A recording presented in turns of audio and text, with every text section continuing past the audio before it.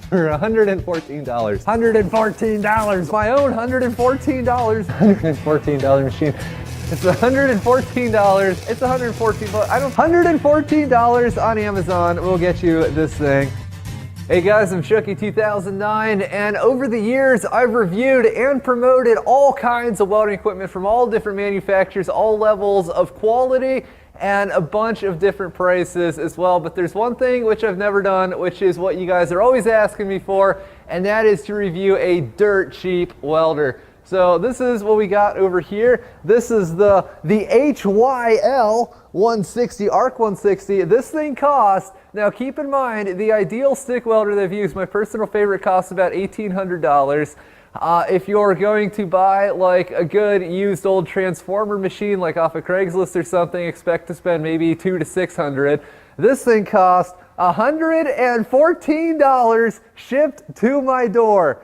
$114. Now I think it was like $139 or something with a coupon that you clip on Amazon. So this is basically the cheapest stick welder on Amazon that I think has actual potential to be a welder. Qualifications for this: it needed to come through Amazon Prime, so if it does have issues, it's really easy to send back. I don't know how HYL is honoring their warranty, which they plaster on the side of the box, but if they want to fight you, it could be a problem.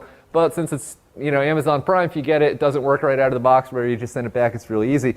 It also has to have infinitely variable adjustment, like a knob on the front you turn. It's a basic thing, but a lot of these really cheap machines don't have it. Also needs to be 220 volt because, you know, 110 volt only welder. If you're going to get that, definitely don't get a stick welder. My advice would be to get like a TIG only machine, because you get a lot more out of that 100 amps or something maximum that you get plugged into a regular wall outlet with that than you do stick or wire feed welding.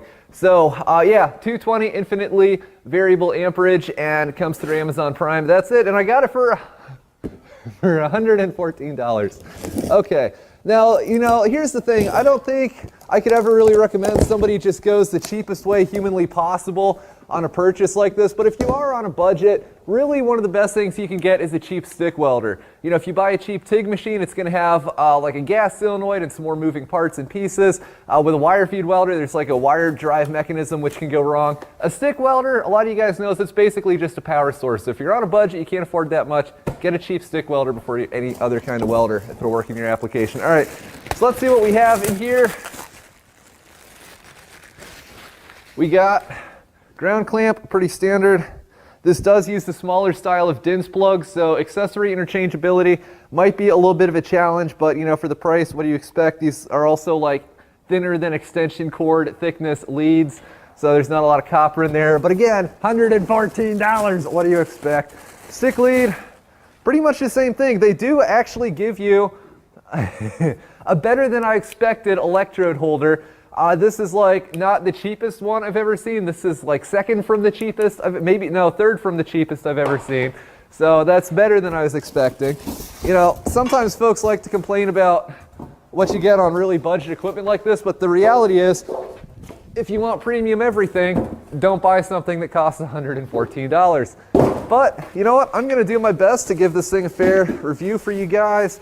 Yeah, that's the other thing. I'm not affiliated with HYL. Bought this with my own $114 for you guys. If you do decide you want to pick this up or anything else on Amazon, and you go through the link in the description, the channel earns a small commission, which helps make unsponsored content like this Pasta Brew. Oh, that one really flew for the rest of us. Okay, so let's see.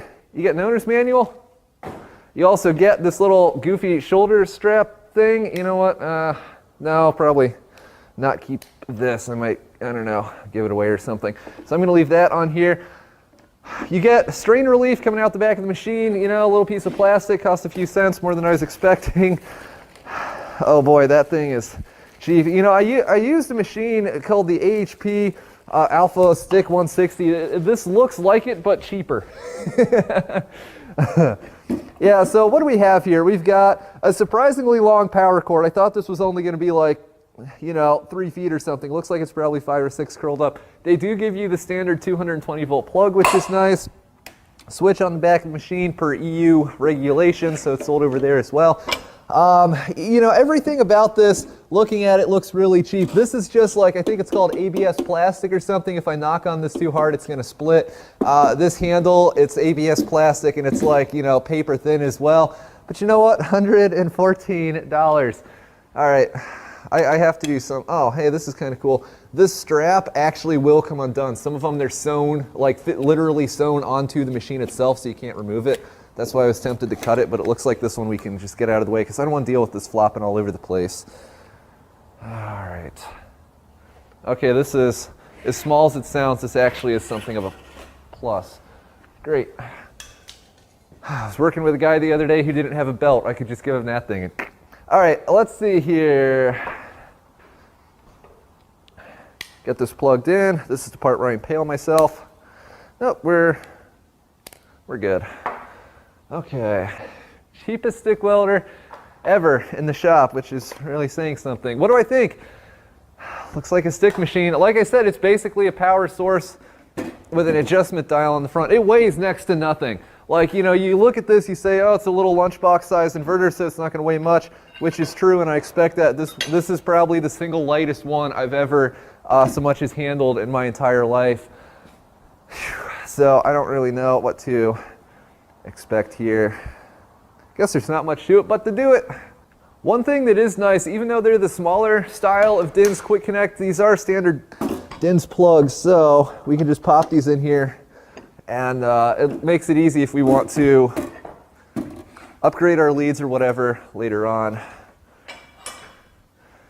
assuming this makes it that long. So 160 amp machine, get in there. 160 amp machine. That is, unlike a lot of these really cheap welders, 160 amps is enough to do actual serious welding with. The standard stick electrode in pretty much any shop is going to be the 1/8 inch 7018, which are these things here. These run at generally 120 to maybe 125 amps, and we have a whole 160. Probably not at the world's greatest duty cycle. You know what, actually that's the other thing. Okay, so we've got this label under here. Well, how about that? It's actually not bad at all. So the duty cycle is the percentage of time the machine can run at a certain amperage without overheating. This one has a 60% duty cycle at 160 amps, which is, I was expecting like 20%, but this is 60. That's actually quite good. So that means maxed out, you can run this thing like with the arc lit welding with it for 6 out of 10 minutes, and it won't overheat. And then to run it continuously without it overheating is 124 amps. So you can use these standard electrodes, which I was just talking about, continuously without stopping. You know, theoretically, of course, they burn down, you have to change them, but the machine, it could put out that level of power indefinitely without overheating. So, all right, let's see if it fires up. Half expecting a little bang there, but nope, it is alive. And unlike cheaper machines with stepped amperage, so there's just like taps, you know, one here, and it goes, and it's like a big 15 or 20 amp jump. This, I thought it was supposed to go down to 20 amps, but I guess it doesn't really matter. It goes down to 27 and up to 162. This nub actually, I was expecting lots of slop and really chintzy construction, but it actually feels pretty good. All right, so there's 125 amps. There's nothing else to adjust on this machine. It's the kind of thing that would be really nice for someone who's just learning to weld because, like I said, one adjustment, but it's also the kind of thing, like I was talking about before, that makes a cheap stick welder, in my opinion, a better investment than a cheap other kind of welder because there's just not that much to it. All right. Oh boy, I'm anxious about this. When it comes to durability on stuff like this, my advice, if you do end up with one of these or you end up with something similar, you get this thing, you run it hard while it's in that like 30-day or 90-day or whatever it is Amazon Prime return thing. So if it does die, it's really easy to swap out. And if it makes it through that, it'll probably make it for quite some time before something actually gives out in the machine itself. So, all right, well, this is about to strike the arc on the cheapest stick welder on Amazon. To my qualifications. All right, here we go.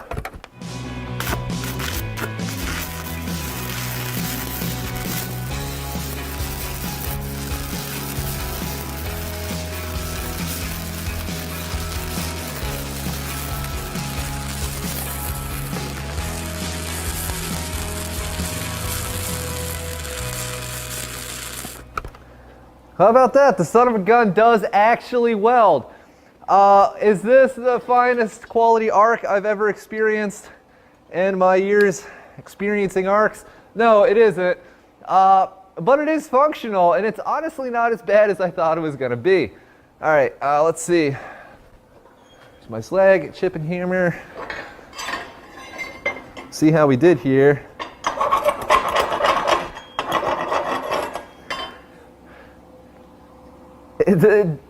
It does work. It's $114 and it does work. All right, so seems to have no issues with the 7018. Let's try something which I know it's probably not going to do, which is running 6010. So the 6010 electrode, I'll put it this way. Here's your ultra basic crash course in electrode selection. There's really only two electrodes which have any use in a modern environment. There's 7018 and 6010/6011. 7018 is great because it's what's called a low hydrogen electrode. It's very ductile. The welds you produce with it, they stand up to vibration, shock loading, things along those lines very well. Literally 10 times better than like a 6013, 7014 type electrode. Then there's 6010 and 6011, which you'd use to burn through rust and paint and things along those lines. If you have these two electrodes, you can do pretty much anything. In fact, these are the only two I have in my shop for all the welding I do. Now the 6010, it's a little harsher. It's got a little more of a brutal arc, and it requires a little more arc voltage than 6011, which is 6010 but designed to run on AC, and this is a DC machine. But we can use the 6011 here if this won't work out that well, which I will be absolutely amazed if this thing actually has the arc voltage required to keep this lit satisfactorily. So all right, here we go. 90 amps, 1/8 inch 6010.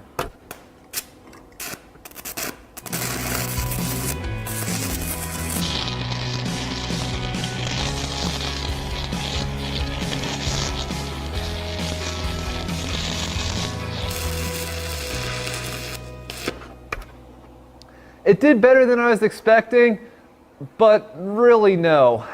You know, it'll run this, but the arc cuts out. It's really choppy. This is under ideal circumstances. If you're using this electrode for what a lot of people will, which is of course burning through crap with it, it's going to be that much harder to keep the arc going. But for AC only machines or DC machines with limited arc voltage, we have 6011s. Now the problem with these 6011s, I went and bored them off my welding truck.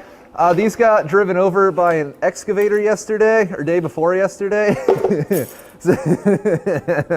So hopefully there's still, yeah, this one's still mostly good.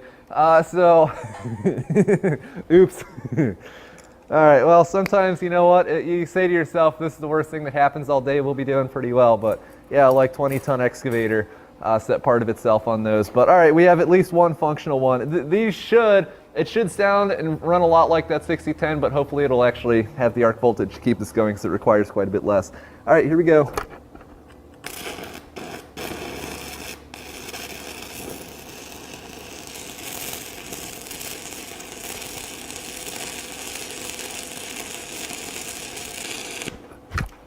Perfect. Yeah, so it's pretty much what I was expecting. Here's the reality about this machine in a usability standpoint. If you're trying to weld material thinner than 1/8 of an inch, it'll do it. It runs the 7018s perfectly fine. I would use smaller 3/32 inch 7018s for anything that's like 1/8 inch or 3/16 thickness. Anything 3/16 or 1/4 inch or larger, it runs the 1/8 inch. And since it's 160 amps, it should have the power to run the larger electrodes for like serious repair and stuff. You know, actually I have some of these, so let me just cut myself off mid-sentence and clean a weld, and then we'll actually try this out with some 5/32 7018s. You got to rummage through those 6011s later and throw most of them out. All right, let's see. So we're going to be maxing this machine out. If anything's going to blow this thing pretty much as soon as it's out of the box, it's going to be this. We're using all 162 amps this machine has. That's what we got it set to. I don't know what that'll actually read out to as we're welding. So, all right, well, for better or for worse, here we go.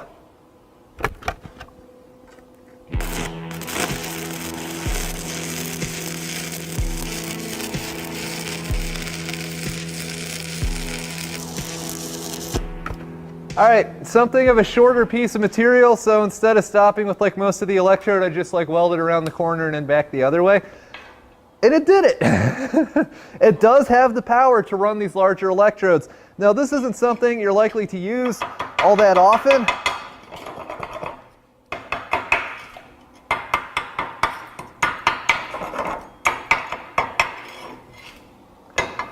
This isn't something you're really likely to use all that often, but if you're working on, dare I say it, with a $114 machine, if you're working on heavy equipment or like thicker material on farm equipment or something, the larger diameter rods, they have a lot more steel in them, of course, so they'll put this amount of material down a lot faster. And it actually did do it. And it did it a lot better than I was expecting it to. All right, so what can I say about this machine? It's $114 and it actually does work and it actually does get the job done. But that's about it. I can say if you buy this thing, 114 bucks on Amazon, $114. To my amazement, it didn't die. It does what it's supposed to. And with 160 amps, especially at a 60% duty cycle, you can actually do a fair amount with this thing. I was expecting this thing was going to be like 20% duty cycle maxed out, like a lot of homeowner machines are. And so it's going to be overheating constantly. You can weld for 2 minutes out of 10 or whatever. It isn't. It's amazingly, it's really not that bad. So it's a lot more than I was expecting for the price. And for whatever it's worth to you guys, there's my review. If you want to read up more about this or whatever, I'll put some links in the video description below. And amazingly, it actually does frickin' work. 220 volts. Got a nice digital display, infinitely adjustable thingamajigger. What's not to love? I've officially seen it all. Thanks for watching, guys.